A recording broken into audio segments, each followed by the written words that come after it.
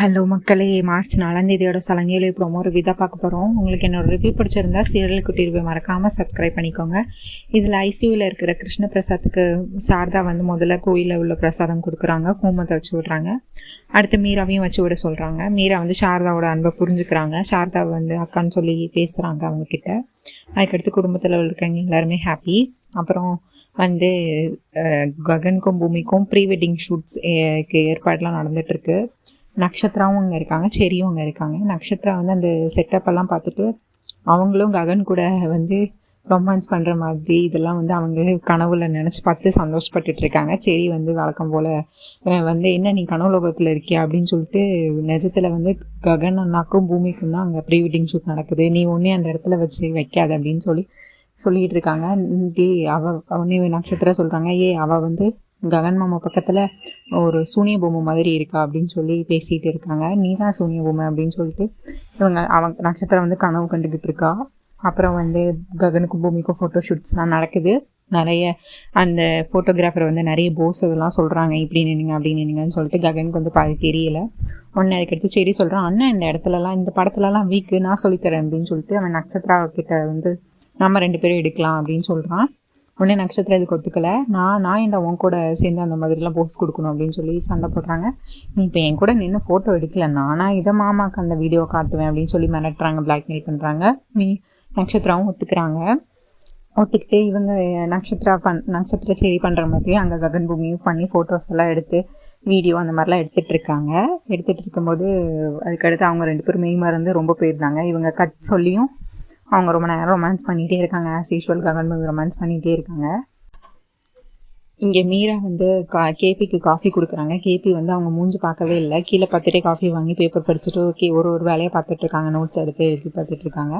மீரா அதுக்கு அடுத்து லேட்டாக தான் மீராவை பார்க்குறாங்க. மீரா அப்படியே சாரதா மாதிரி கெட்டப் போட்டு வந்திருக்காங்க. அவங்கள மாதிரி ஹேர் ஸ்டைல், அவங்க எப்படி சாரீ கட்டுவாங்க அதே மாதிரி காலர் வச்சு ப்ளவுஸ் போட்டு பன் வச்சு ஹேர் இந்த மாதிரிலாம் பண்ணிட்டு வந்திருக்காங்க. ஒன்று மீரா அப்படின்னு சொல்லிட்டு கேபி என்ன நீ இப்படி பண்ணிட்டு இருக்கோம்னா, நீங்கள் தானே ஃபஸ்ட்டு உங்களோட தேவதை அவங்கன்னு சொன்னீங்க, அதனால தான் நான் இப்போ அவங்கள மாதிரி இருந்தால் நான் இனி உங்களுக்கு பிடிக்கும் தானே அப்படின்னு சொல்லிட்டு மீரா அந்த மாதிரி ஃபன் பண்ணிகிட்டு இருக்காங்க. கேபி நீ இமிட்டேட்லாம் பண்ணாத அவங்கள மாதிரி, எனக்கு ஒன்றையும் பிடிக்கும் அப்படின்னா இப்போ கூட நான் என்னையும் சேர்த்து 2ஆவதாக தான் உங்களுக்கு பிடிக்குமா அப்படி இப்படின்னு சொல்லி ஃபன் பண்ணிகிட்டு இருக்காங்க. கடைசியில் கேபி சொல்கிறாங்க, இல்லை எனக்கு உன்னையே தான் ரொம்ப பிடிக்கும், நீ தான் என்னோடய ஃபஸ்ட்டு தேவதை அப்படிங்கிற மாதிரி பிளேட்டை மாற்றுறாங்க.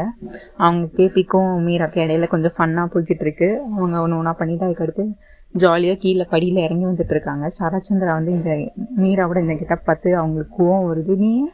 நீயே மீரா இப்படி பண்ணிகிட்ருக்க அப்படின்னு சரச்சந்திரா கேட்குறாரு. ஒன்று மீரா சொல்கிறாங்க, என்னோட கேபிக்கு இப்படி இருந்தால் தானே பிடிக்கும் அப்படின்னு சொல்லி, கேபிக்கு நீ உன்னோட காதலை புரிய வைக்கணும்னா அது உன்னோட இதில் இது பண்ணணும், இன்னொருத்தங்களை மாதிரி பார்த்து பண்ணக்கூடாது மீரா, இமிட்டேட் பண்ணக்கூடாது அப்படின்னா. இதே தான் அவரும் சொன்னார் அப்படின்னா. ஆமாம், நீ இப்படிலாம் பண்ணிட்டு இருந்தேன்னா உனக்கு சுத்தமாக இருக்கும், கடைசி வேறு பிடிக்காம போயிடும், அப்புறம் அந்த சாரதா தான் முக்கியம்னு சொல்லிடுவார். நீ அவரை மாதிரிலாம் பண்ணாத, நீ ஒன்றைய மாதிரியே இரு, அதுதான் உனக்கு நல்லது அப்படி இப்படின்னு சொல்லி மீராவை கன்வின்ஸ் பண்ணி கடைசியில் அப்போ நான் இப்போவே போய் ட்ரெஸ் சேஞ்ச் பண்ணுறேன் அப்படின்னு சொல்லிட்டு மீரா போகிறாங்க.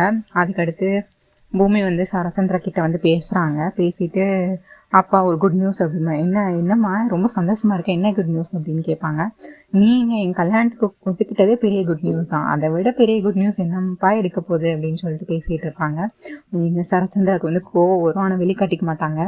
அப்புறம் நான் கேபி மாமாவை போய் பார்த்துட்டு வரேன்னு சொல்லிட்டு அவங்க கேபி கிட்ட போய் பூமி பேசிகிட்டு இருப்பாங்க. உண்மையாக சொல்லுங்கள், நீங்கள் போய் சொல்லக்கூடாது, என் மேலே சத்தியம், நீங்கள் எனக்கு உண்மையை தான் சொல்லணும், எதுக்காக நீங்கள்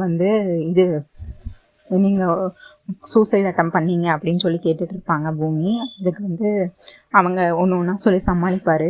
ஆனால் கடைசியாக இன்டெரக்டாக சொல்லிடுவார். கேபி உங்கள் கல்யாணம் நடக்கிற வரை நான் சூசைட் அட்டம் பண்ண மாட்டேமா அப்படிங்கிற மாதிரி சொல்லுவாங்க. அப்போ என் கல்யாணத்துக்கும் உங்கள் சூசைட் அட்டம்ப்ட்டுக்கு ஏதோ லிங்க் இருக்கா அப்படின்னு கேட்பா. அதெல்லாம் ஒன்றும் இல்லைம்மா அப்படின்னு சொல்லிடுவார். அவரும் ரொம்ப போராடுவார். கடைசி உண்மை சொல்லிடுவார். இந்த மாதிரி உங்கள் கல்யாணம் நடக்கணும்னா நான் அவளுக்கு டிவோர்ஸ் கொடுக்கணும்னு சொன்னாங்கம்மா, என்னால் தாங்கிக்க முடியல, நான் அதனால தான் இந்த மாதிரி ஒரு முடிவு எடுத்துட்டேன் அப்படின்னு சொல்லுவாங்க. யார் இந்த அபூர்வா தானே, எனக்கு தெரியும் அவள் தான் எப்படி பண்ணியிருக்கான்னு சொல்லிட்டு முதல்ல அபூர்வா மேலே பூமி ரொம்ப கோவப்படுவாங்க. அதுக்கடுத்து கிருஷ்ண பிரசாத் உண்மையே சொல்லுவாங்க, இல்லை இது உன்னோட அப்பா பண்ண வேலை தான், சரச்சந்திரா த கிரேட் சரச்சந்திரா பண்ண வேலை தான் இது அப்படின்னு சொல்லுவாங்க. இதை கேட்டோன்னா பூமிக்கு ரொம்ப கோவம் வந்துடும். நான் இப்போவே போய் அப்பா கிட்ட பேசுகிறேன், என்ன நடந்துச்சுன்னு கேட்குறேன், நான் சும்மா விட மாட்டேன் இது அப்படின்னு சொல்லிட்டு வேக வேகமாக பூமி போகிறாங்க சரச்சந்திரா கிட்ட. நீங்கள் என்னோடய கல்யாணம் என் கழுத்தில் தாலி ஏறணும்னா சாரதா அத்தை கழுத்துலேருந்து தாலி இறங்கணும்னு சொன்னீங்களா? நீங்கள் இப்படி பண்ணுவீங்கன்னு நினைக்கவே இல்லை. நான் உங்களுக்கு என் மேலே பாசத்தில் தான் நீங்கள் ஒத்துக்கிட்டீங்கன்னு நினச்சேன். ஆனால் நீங்கள் இப்படி ஒரு கண்டிஷன் வச்சு தான் என் கல்யாணம் நடக்கணும்னா எனக்கு வேண்டவே வேணாம் அப்படின்னு சொல்லிட்டு கேபியும் முதல்ல சொல்லியிருப்பாங்க, வார்னிங் கொடுப்பாங்க, வேணாம்மா உங்கள் கல்யாணம் நல்லபடியாக நடந்தாலே போதும் அப்படின்னு சொல்லிட்டு. இல்லை அப்படி என்னமாம்மா கண்டிஷன் போட்டு அப்பாவுக்கு என் மேலே பாசம் இல்லையா அப்படின்னு சொல்லிட்டு பூமிக்கு ரொம்ப கோவம் இருக்கும். அடுத்தது சரச்சந்திரா கிட்ட போய் பேசி பூமி சரச்சந்திரா கிட்ட சண்டை போடுறாங்க. எனக்கு அம்மாவும் இல்லை, அம்மாவும் என்னை விட்டு போயிட்டாங்க, என் அம்மா அப்பா 2 பேரும் நான் உங்களை தான் நினச்சேன், ஆனால் நீங்கள் எனக்கு இவ்வளோ பெரிய துரோகம் பண்ணுவீங்க நான் நினைக்கவே இல்லை அப்படின்னு சொல்லிட்டு ரொம்ப சண்டை போடுறாங்க. சண்டை போட்டு என் கழுத்தில் தாலி ஏறணும்னா சாரதாத்தை தாலி இறங்கணும்னு சொன்னீங்களா? அப்போ நீங்கள் ஏன் உங்கள் பொண்ணுங்கிறதுக்காண்டி நீங்கள் கல்யாணத்துக்கு ஒத்துக்கலை, நீங்கள் இப்போவும் அவங்கள பழி வாங்கணுங்கிறதுக்காண்டி தான் இந்த கல்யாணத்துக்கு ஒத்துக்கிறீங்களா அப்படின்னு சொல்லிட்டு எனக்கு நீங்கள் வேணுமா ககன் வேணுமான்னு ஒவ்வொரு வாட்டியும் வரும்போது சண்டை வரும்போது நான் உங்களை தான் தேர்ந்தெடுத்திருக்கேன், ஆனால் நீங்கள் எனக்காக இது கூட பண்ணலை, இதுலேயே எனக்கு பொய்யாக தான் இருந்திருக்கீங்க, நான் இருக்கவே மாட்டேன், நான் செத்து போகிறேன்னு சொல்லிட்டு பூமி கடகடன்னு அவங்கள தள்ளி விட்டு மாடிக்கு போகிறாங்க. போய் குதிச்சு விழுந்துடுறாங்க கீழே. உடனே பூமி அப்படின்னு சொல்லிட்டு பின்னாடியே துரத்திட்டு சரச்சந்திராவும் கத்துறாரு. இது எல்லாமே பார்த்தா சரச்சந்திராவோட கனவு. அதுக்கடுத்து அபூர்வா இது இந்த மோசமான கனவை பற்றி யோசிச்சுட்டு இருப்பார். அபூர்வா என்னாச்சு பாவா, என்னாச்சு மாமா, என்னாச்சு அப்படின்னு கேட்டுட்டு இருப்பாங்க. அவங்க கேபி என்னை பிளாக்மெயில் பண்ணுறாங்க அப்படின்னு சொல்லுவாங்க. ஒருவேளை நானும் சாரதாவும் டிவோர்ஸ் பண்ணணும்னு சொன்னாங்கன்னா நான் அதை பூமிக்கிட்ட சொல்லிட்டு நான் செத்து போயிடுவேன், கேபி என்னை மிரட்டினாங்க அப்படின்னு சொல்லுவாங்க.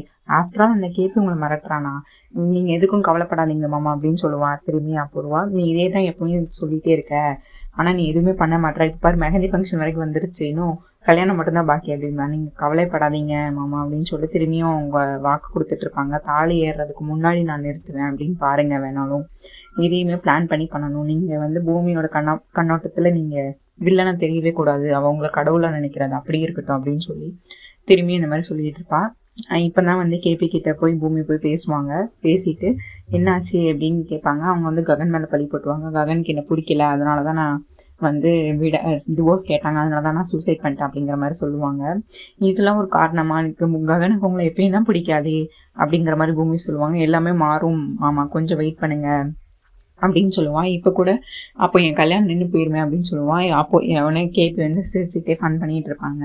என்னது இப்போ கூட அப்போ நீ எனக்காக கவலைப்படல, உன் கல்யாணம் நின்று போயிருந்தா கவலைப்படுற அப்படி தானே, அப்படி இல்லை மாமா அப்படின்னு சொல்லிட்டு பூமியும் பேசிகிட்டு இருப்பாங்க. இவங்க இது முடிஞ்சிடும். அதுக்கடுத்து மெஹந்தி ஃபங்க்ஷனுக்கு எல்லாமே ஸ்டார்ட் பண்ணி இது பண்ணியிருப்பாங்க. இந்து இவங்க வீட்டுக்கு வருவாங்க. இங்கே நட்சத்திரம் மெஹந்தி போட்டுட்ருப்பா. உடனே சரி போய் ஃபன் பண்ணிகிட்டு இருப்பாரு. உடனே அதுக்கடுத்து நான் தான் உனக்கு மெஹந்தி போடுவேன் அப்படின்னு சொல்லி ஃபன் பண்ணிகிட்டு இருப்பாரு. இங்கே பூமி ரூமில் வெயிட் பண்ணிகிட்டு இருப்பா. அவங்க வீட்டில் ககன் வீட்டில் அவள் தங்கச்சிக்கும் பூரிக்கும் அவங்க மெஹந்தி போட்டு போயிடுவாங்க. இங்கே ககனுக்கு கால் பண்ணி மெஹந்தி நீங்கள் தான் போடணும் அப்படின்னு பூமி சொல்லிகிட்டு இருப்பேன். எனக்கு மெஹந்தி நாலேஜ் ஒன்றுமே கிடையாது, எனக்கு பேசிக் நாலேஜ் கூட தெரியாது மெஹந்தியில், நான் என்ன போட்டிருக்கேன் அதெல்லாம் எனக்கு தெரியாது, நீங்கள் தான் போடணும் அப்படின்னு சொல்லிட்டு இருப்பேன். உடனே நினச்சி சிரித்து சந்தோஷப்பட்டுட்டு இருப்பான். அப்போ தான் சரி என்ட்ரி கொடுப்பான். என்ன பூமி சந்தோஷமாக இருக்கா, என்ன விஷயம் அப்படின்னு கேட்பான். உடனே அதுக்கடுத்து என்ன அண்ணா பேசுனாங்களா அப்படின்னு கேட்பான்.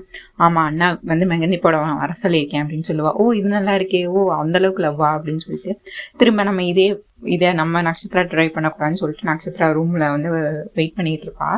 இவன் போய் நான் உனக்கு மெஹந்தி போடணும் அப்படின்னு சொல்லுவான். நம்ம 2 பேருக்கு தான் கல்யாணம் நடக்க போகுது, மெஹந்தி போடணும் அப்படின்னு சொல்லுவான். உடனே நான் ஏன்டா உடனே கல்யாணம் பண்ணிக்க போகிறேன், கண்டிப்பாக எனக்கு அந்த மாதிரி ஒரு நிலைமையை வரப்போகிறது இல்லை அப்படின்னு சொல்லுவான். திரும்ப பிளாக்மெயில் பண்ணுவான்.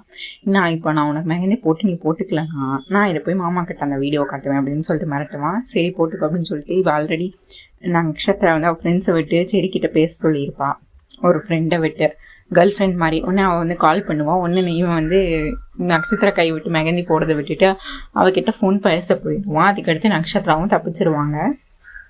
இங்கே பூமியை தேடி ககன் வந்துக்கிட்டு இருப்பாங்க. நாளைக்கு என்ன நடக்குதுன்னு பார்க்கலாம் மக்களே. இதுதான் இன்னைக்கான ரிவ்யூ. உங்களுக்கு என்னோட ரிவ்யூ பிடிச்சிருந்தா சீரியல் குட்டி ரிவ்யூ மறக்காமல் சப்ஸ்கிரைப் பண்ணிக்கோங்க. அப்படியே இந்த வீடியோ ரொம்ப பிடிச்சிருந்தா அந்த ஹைப் பட்டனையும் தட்டி விட்டுருங்க மக்களே. நன்றி, நாளை சந்திப்போம். தேங்க்யூ.